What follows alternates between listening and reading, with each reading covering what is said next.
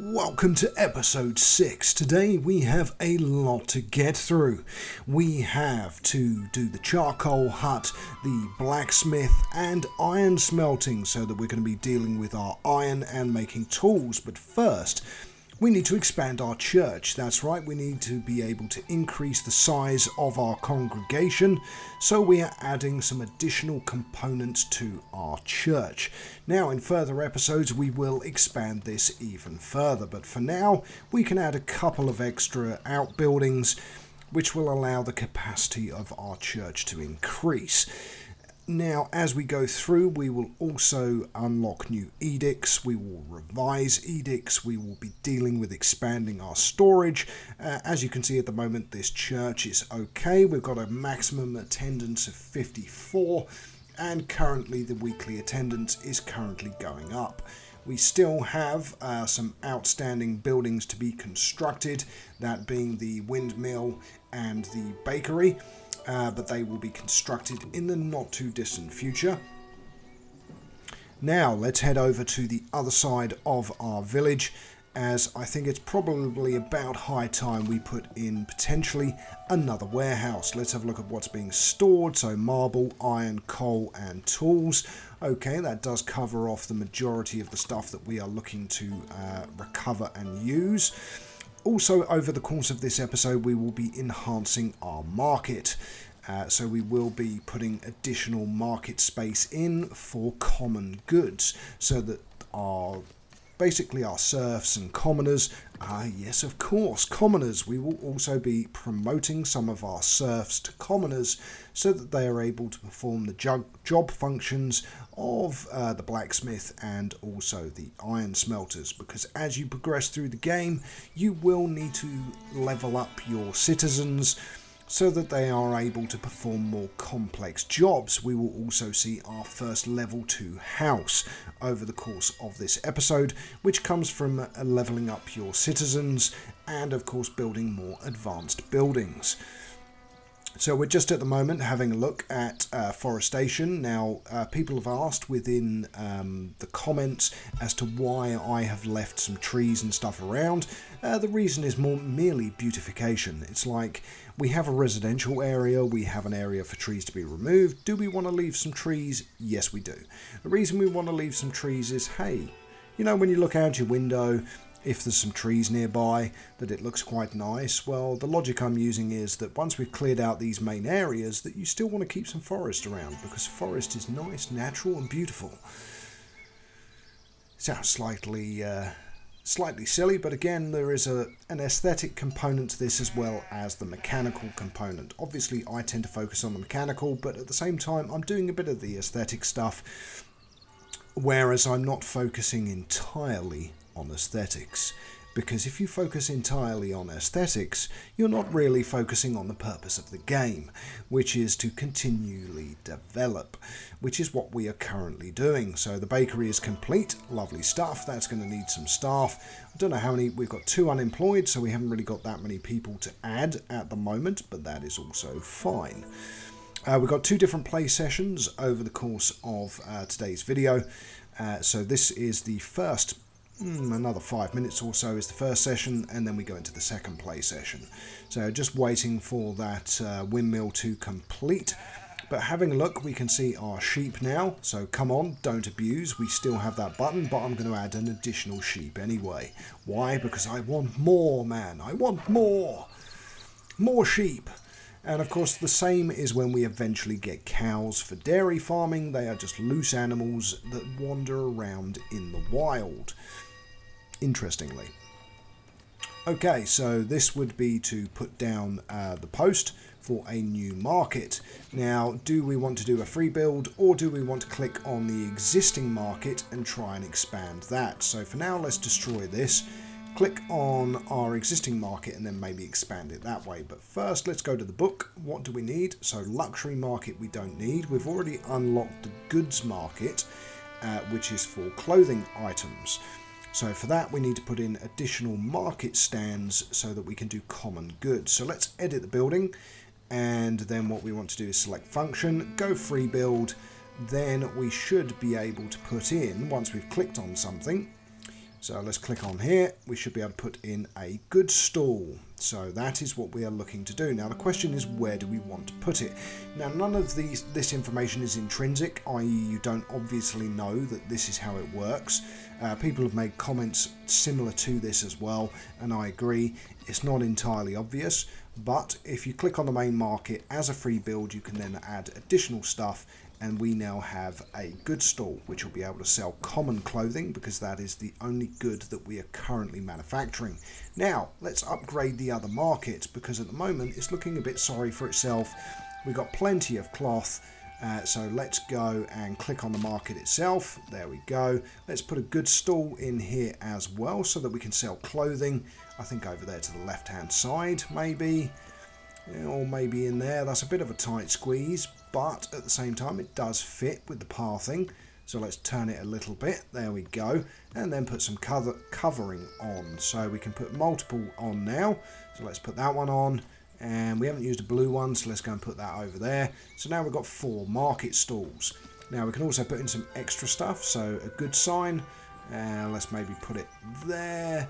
Because of course with all the extra stuff that you add, it increases the beautification, which increases your prestige, which levels you up further in the path to unlock more buildings as we go forwards. So achievement unlocked, a growing village. Yes, because we've just hit a population of 100. Okay, we're at 109 at the moment, so we can't quite build it yet. We need 130. So let's wait for that money to arrive. Hopefully it shouldn't take too long. We've got a surplus of construction materials. Fantastic. Not really helpful, but it's what we have. And also in future episodes I will show you how to expand your treasury. So at the moment we have a capacity of 500 coins. That can be expanded. All you need to do is go to your Great Hall, add a few extra buildings and define them as a treasury, or build a separate manor building as a treasury. It's entirely up to you, but I will show you that in future episodes, so that's a bit of a snippet for what's down the line. Now we've got our 130, we can build, fantastic. We're in a positive situation, so we don't need to worry about our money going to 0 or into negative territory, but that's fine. So onwards and forwards we go. Now if you very briefly hit 0 and minus, that is fine, as long as your balance goes back up above minus fairly quickly. So as you can see, I've skipped forwards. This is the next play session. So we are now at minus 11 and we're at 14, but we are generating tax at the same time. So it is fine. We're at 37 with minus 11, so it's not too bad. Now we're going to assign common clothes, stone, polished stone, and maybe iron ore for this warehouse. Seeing as it's been constructed, and as I said, what we need to do is build the whole new set of buildings so that we can start turning our iron ore into iron ingots and allow a blacksmith to convert those iron ingots into tools. Now we have a maximum attendance of 57, which is higher than it was, so we do have people coming in, which is good. And again, you need to keep checking the different elements of your village as you expand to make sure everything is okay. Our happiness at the moment is above 100%, so we're doing well. And we need another market trader who will be able to now deal with the common clothes, which we've assigned to that goods market bench. Put a couple of people in there. We've got a couple spare. This hasn't been built yet, so we need to add another market trader as well and assign the resource. So we can leave it as is for now because it hasn't been built, or we can assign the resource. So at the moment we've got no tools, no planks, that's fine. We will get additional resources coming in. We've got 40 cloth, so we've got plenty. And our fountain sculpture at the moment isn't progressing, but that is because of something else, which we again will show you in a later episode. And that is changing your construction workers and adding an add-on to the building which allows them to create sculptures. Okay, so again, checking our residential area, just having a look. And again, what you can always do is go to your desirability and fertility. So desirability, you can see now, we've cut down most of the trees, so do we still need this? No. So let's destroy the building, and of course we've now got 4 unemployed people because those 3 people no longer have jobs. so we can assign people elsewhere. Again, we've got that big negative area there and a negative area on the right hand side, and it's all about mitigating your undesirable areas with your desirable areas. And it's fairly obvious. You just put your residential in the desirable, and you try to keep all of your construction buildings that generate negative desirability within the same area. So there we go. Let's put another warehouse in that does not infringe on our residential area, and we'll be able to store more resources. So that is fully employed, that warehouse. That's good. And again, that's something else you need to keep doing, is if you create a building and you don't fully staff it, you do need to have a quick check. Now, do we want beer production yet? Let's have a look at our labour. So we get tavern. So of course a tavern is going to require beer. So there are two things that we need to unlock. So let's unlock mining taxes first, because that's an additional revenue source from our mines, which is going to be worth having. But we have locked slot 3, and at the moment from a tax perspective, if we tick that, we are at -5 labour influence because we've got multiple taxes. Well, we can sort that out later. So we can untick mining, or we can untick windmills and retick mining, because mining gives us 3 coins versus 2 for windmills. So we swap those taxes over, and later on we'll be able to introduce an edict which allows us to have both taxes without a penalty. Oh, we don't have any employee. Okay, so our 3 woodcutters, although we've demolished the building, are still actually assigned to the building. So you have to unassign them. Now, I've skipped forwards, so you didn't see that, but the reason that we couldn't employ anyone in the bakery was because the 3 people for the woodcutting lodge that we destroyed were still assigned to those jobs. So you need to go into your serfs and you need to remove those assignments. Oh, we've got a question mark there. Let's take off that extra tax again as I put it back on again. Common path, lively tier reached. Fantastic. Wall for the elders. Let's have a look. How much do we have to give? 100 inside storage, and we've currently got 108. So I think we can do that quite nicely. So this sounds like a good trade, and that's going to give us 10 influence, and we tick that straight off. So there we go. Got a load of new people in the village as well, so let's get those all done, and our wool has been delivered.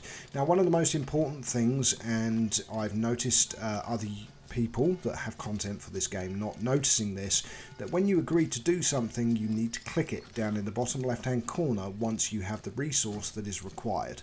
If you do not, it will expire within its set time period, and you will then have the negative impact of not fulfilling the quest. Let's call it a quest. Okay, again, so we're progressing quite nicely, and going forwards we will also build other additional buildings, but as you can see, we need to revise an edict.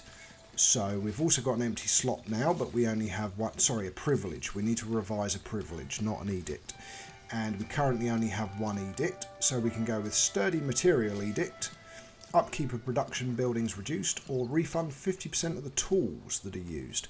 So we could potentially get an additional edict. There is also the sculpture workshop. Now that is what allows you to build sculptures. So without that, you cannot. Dairy farming, we will get dairy farming. In fact, let's be honest, as this series progresses, we're going to be doing everything, and I will show you how to do everything as well.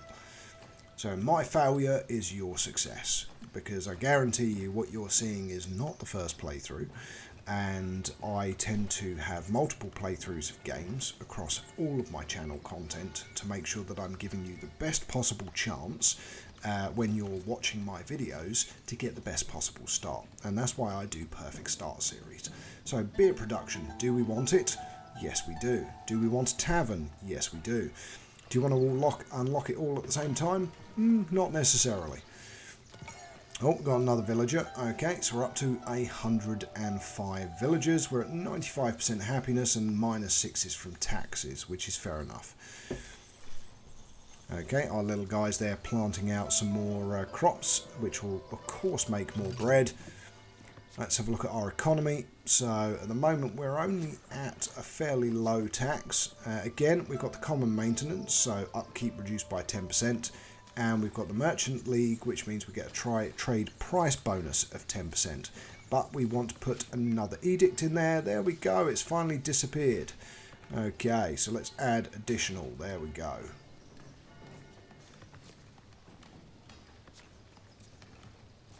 Okay, right. Now we can tax both of the windmill and the mines because we now have the new privilege. Now we used a bailiff to revise that privilege, and that is done when you click on the bailiff's office, or you can click on mandates available at your Great Hall. They are your options. We can't do anything with the gold yet because we don't have the necessary levels to be able to mine it, but that is fine. Let's move on to basically our iron production. So resource production buildings. Oh, we just clicked off there. So we want the charcoal hut, the iron smelter, and the blacksmith, which is our next level of industry. So charcoal hut, where do we want to put it? I think we won't put it too close to the residential. So let's go to our zoning and have a look. Okay, so I think maybe there at the end is probably the best place to put it.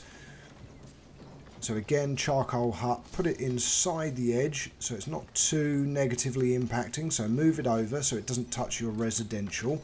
There we go, and build.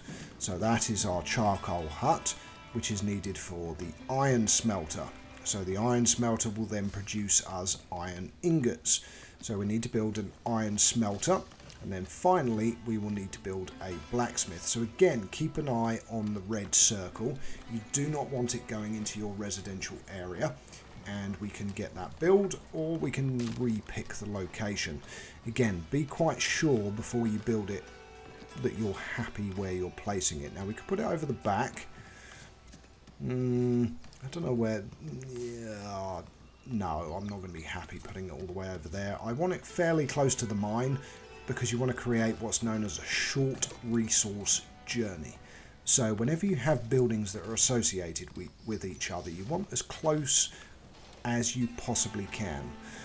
Now we're going to need to promote some of our villagers, so our serfs, and we're going to need to promote them to commoners. So what we have is we have 5 unemployed people, which is really handy.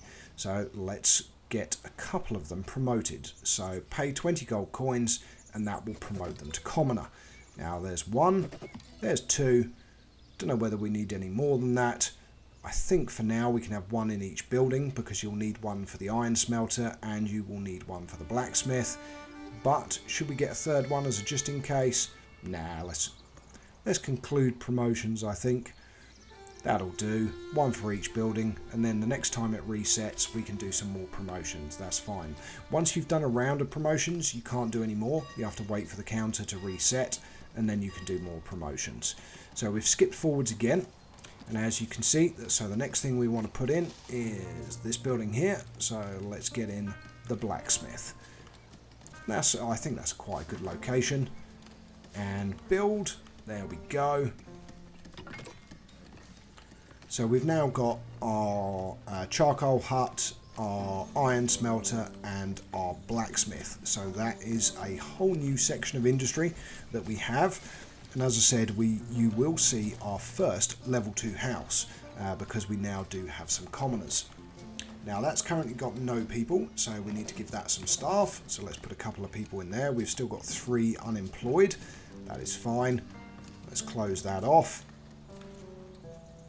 Go back and have a look at our residential areas. Again, keeping the zoning in place so you can see where stuff is. And again, we've got another warehouse over here with no employees, but we've also assigned no resources. So for the moment, that's fine. It doesn't need to be staffed. Okay, I will skip forwards again momentarily because obviously we're waiting for those buildings to be constructed now, and we want them to be finished. So another house is going up there at the back, which is nice. Oh, there it is. So there is our level 2, so house tier 2, density 2. Now as you can see, it looks like a Tudor house. To those not in the United Kingdom, Tudor houses are houses built during the Tudor period, and they tended to be the white plaster with those wooden beams. Now there are a lot of historical buildings that are in the United Kingdom that are declared historical buildings because they are Tudor in design and they cannot be destroyed.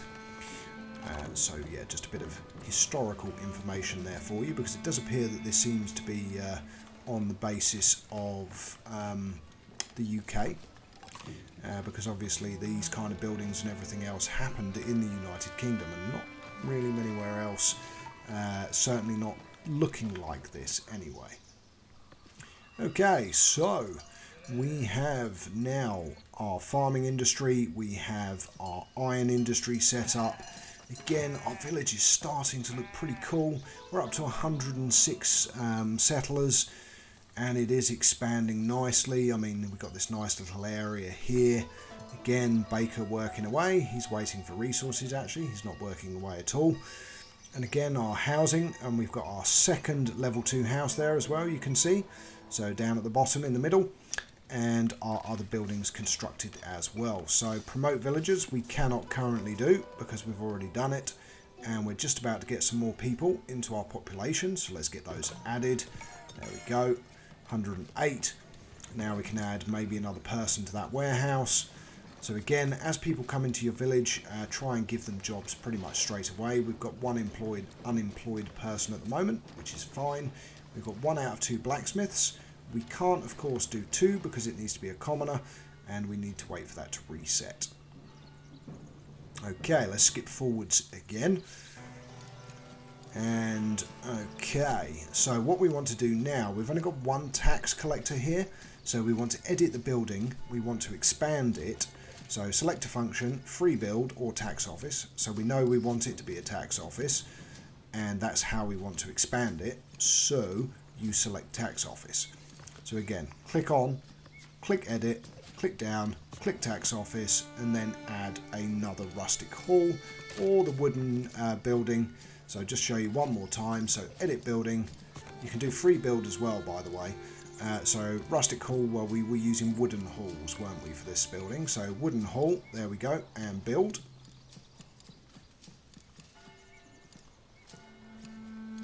Destroy or build? No, let's destroy it. And then go back one more time, because we want it to be a tax office. The only reason I've done that is because it defines it as a tax office straight away, whereas if you do a free build, you have to assign it afterwards.